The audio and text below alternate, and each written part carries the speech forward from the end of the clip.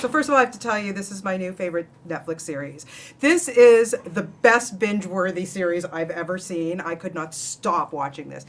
Fantastic job to the three of you. Congratulations. Thank you. What is it about this that makes me obsessed? David Fincher. He's just a great filmmaker. You know, we're really lucky to be with such a visionary director. It comes out of that.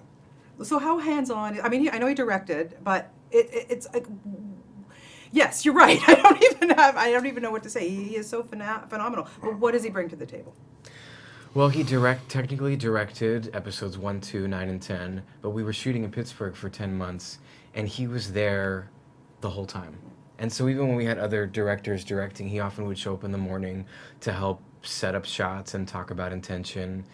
And he's just a person that demands so much from himself and loves his work so much that it inspires that passion for the work in everybody else, top to bottom.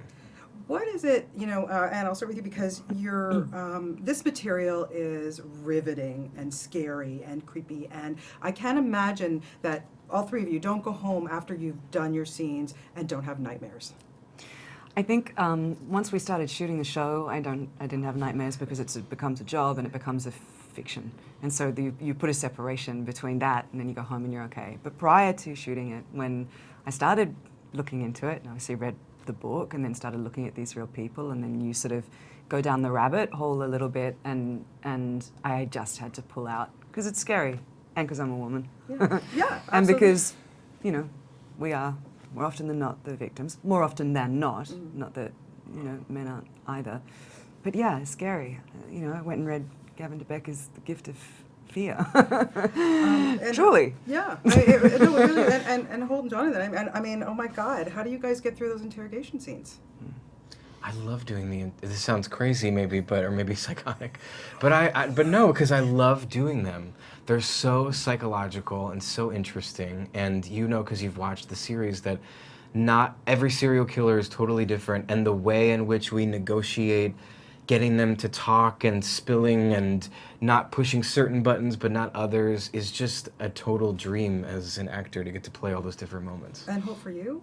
Well, I have to give kudos to all of the actors who played those serial killers. We really got amazing performances from those guys in what were very challenging roles for actors. But along the lines of what you were asking, one of the things that kept coming up over and over again in the research that I did is the price that the agents pay for being obsessed with this kind of work and always sort of living in this very dark place where they study these grisly crimes and try to understand the motivations and walk a mile in the killer's shoes.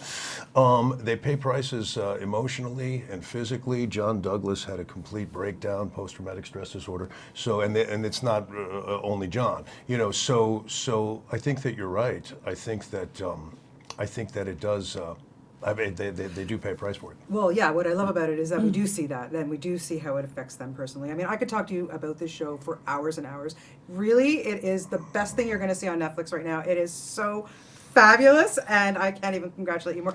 I want season 2, 3, 4, 5, 6, 7, 8, 9, and 10. Okay, can you promise me that? Oh, great. You've got to commit. Yeah, let's do it. Good. I'm in. Thanks. It's great to talk to you guys.